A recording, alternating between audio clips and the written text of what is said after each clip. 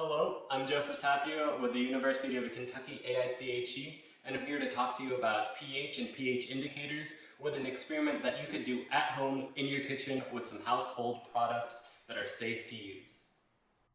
To start this, you'll need red cabbage, baking soda, a lemon, and some distilled vinegar. Next, we need to process the cabbage. I've found that a quarter of cabbage is good enough to make about 2 to 3 liters of solution, which is what I'm making today. But this may vary depending on the size pot you have.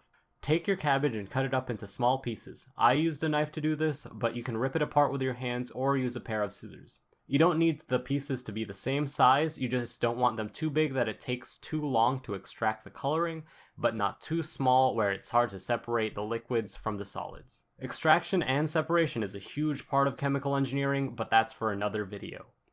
Transfer your now cut cabbage into a pot and fill the pot up with water until the cabbage can float freely. Make sure you don't overfill the pot by leaving about an inch or two of space between the water line and the top of the pot.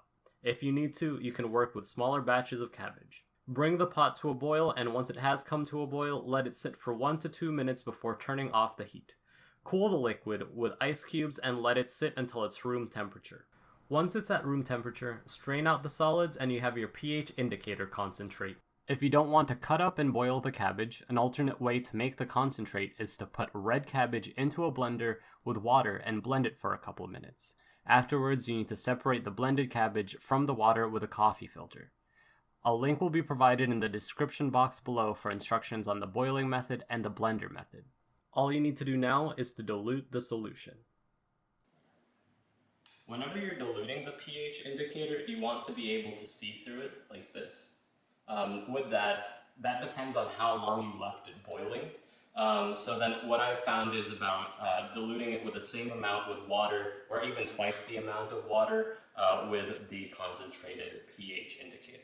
So now that we've finished the pH indicator solution, we're done with cooking time, and then we can transition to science time.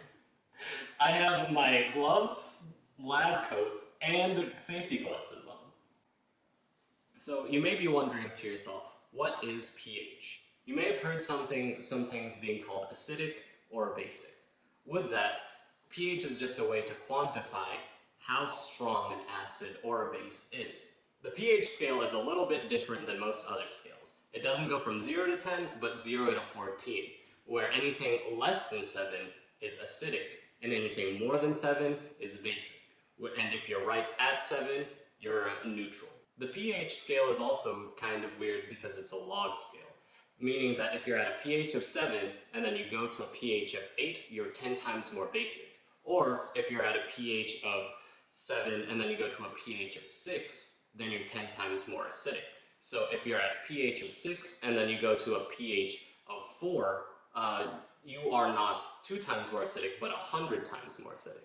Acids commonly taste sour and feel sticky, while bases taste bitter and then feel soapy.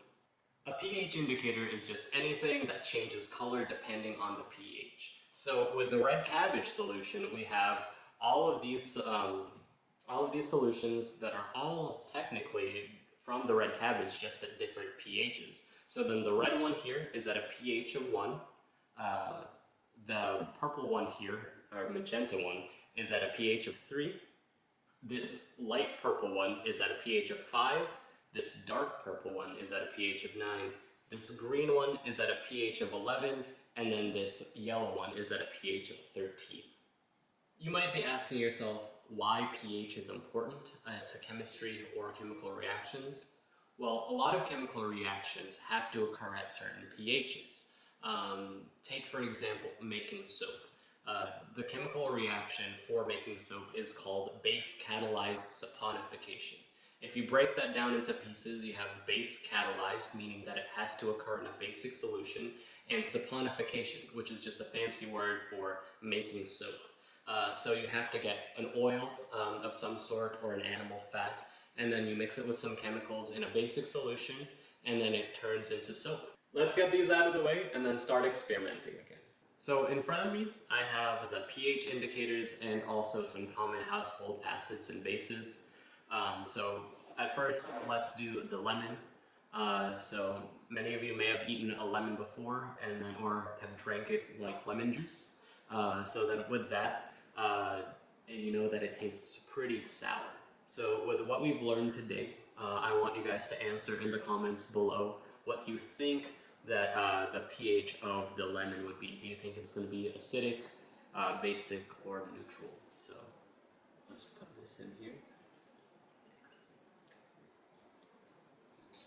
Got a little bit of seed in there, but as you can tell, it turns into a pretty bright magenta. We have the vinegar, which is acetic acid, so then this should turn magenta or pretty red as well. And then on this last one, we have baking soda, which is sodium bicarbonate.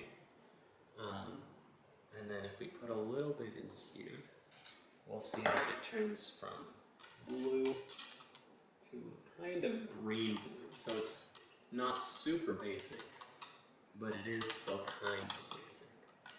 And I want you to think what would happen if we were to mix the baking soda and the vinegar together. So you may have seen a baking soda and vinegar volcano. That occurs because the baking soda and the vinegar are reacting with each other to create carbon dioxide and sodium acetate.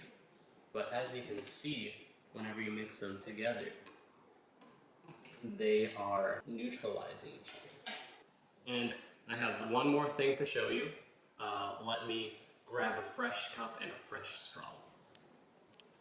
So this is the pH indicator again. I got some fresh one, so you can see the color here. And if we get a clean straw and then blow into it, so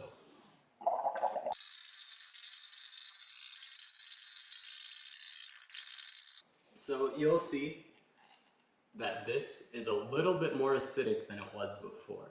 And what happens there is you're actually breathing out carbon dioxide, which can react with the water to form hydrogen carbonate, which is an acid. So then it turns the water a little bit acidic. And as a comparison, you can see how this one is a dark purple, and then this one, or a dark blue, and then this one is a slight purple. That's it for our module. I hope you learned a lot about pH and pH indicators, as well as a lot about acids and bases. I'm curious about what other household acids and bases you can find, and if you could find their chemical names or formulas. Whenever you're done with the experiment, you can just dump all the solutions into the sink because you just used water and some cabbage juice with some household acids and bases. So it should be fine to put that in there, and it shouldn't harm any of your plumbing or your sink. If you have any questions, I'll be down in the comments to answer anything, but I'll see you guys next time.